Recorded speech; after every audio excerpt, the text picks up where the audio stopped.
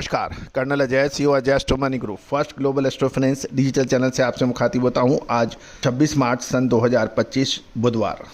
दोस्तों, तिलहन पर चाहे मूंगफली हो, कैस्टर सीड हो, सोयाबीन हो, सोया तेल हो, सरसों हो, इन सभी पर लगातार अपडेट और विश्लेषण हम आप तक प्रस्तुत करते हैं। तिल जैसी ऑयल सीड्स के ऊपर भी हम लगातार अपडेट और विश्लेषण आप तक प्रस्तुत करते हैं। दोस्तों, आपको याद होगा कि हम आपको लगातार ऊपरी स्तरों पर मूंगफली को बेचने की बात कर रहे थे कि ये भी कह रहे थे कि समय पे मुनाफा वसूली ज़रूरी है। अब खबर ये निकल के आ रही है कि सरकार द्वारा मूंगफली के स्टॉक को बेचने की खबर से मूंगफली के दामों में गिरावट देखी जा रही है। इससे चारों तरफ अफरा तफरी का माहौल बन गया है। जानिए रिपोर्ट विस्तार से।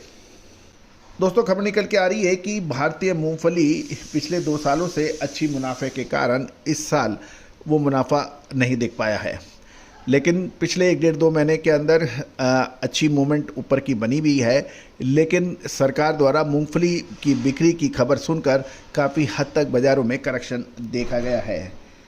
साथ साथ ये भी ध्यान देने वाली बात यह है कि भारतीय मूंगफली के दाम इस समय सबसे कम बताए जा रहे हैं और वियतनाम और चीन इस समय खरीदने में कोई दिलचस्पी नहीं ले रहे हैं। इस वर्ष भारत से आयात करने वाले अधिकतर खरीदार देशों को वो कन्नी काट रहे हैं और नीचे के दाम से भी बहुत ठोक बजाकर माल खरीदने की तैयारी करते हैं। इससे खरीदार को न्यूनतम कीमतें मिलती है और इससे उनको सावधान हो जाना चाहिए। उत्तर प्रदेश और मध्य प्रदेश में मूंगफली का क्रशिंग या दाने बनाने के लिए विश्व में एक ही कीमत पर बिकता है। ये $880 से $920 के बीच कारोबार कर रहा है।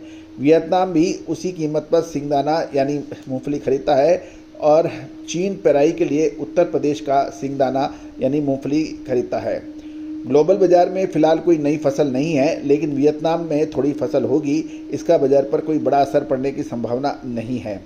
दूसरी ओर गुजरात की गर्मी की मूंगफली की बात करें तो वह फसल लगभग 50% रहने की उम्मीद है। साथ साथ महाराष्ट्र, पश्चिमी बंगाल, उत्तर प्रदेश में बुआई पिछले साल के मुकाबले सिर्फ 40 से 50% हुई है, ऐसा कहना है कुछ व्यापारियों का। जहाँ तक गुजरात में भी सौराष्ट्र में कोई महत्वपूर्ण रोपण नहीं है और पिछले वर्ष बनासकांठा, साबरकांठा में केवल आधा ही यानी 50% ही बिजाई हुई है। पिछले वर्ष बनासकांठा, साबरकांठा से आधा रोपण होने के समाचार मिल रहे हैं। साथ साथ उत्तर प्रदेश में भी मूंगफली की खेती में कमी के समाचार मिल रहे हैं। गुजरात में सहकारी संगठनों द्वारा मूंगफली की बेचने की घोषणा है और सरकारी टेंडर ट्रेडर के अनुसार सरकार 55 रुपये से कम मूंगफली देने की तैयार नहीं है अभी मौजूदा स्थिति में। आगे क्या चेंजेज होते हैं उसको भी हम अपडेट करेंगे।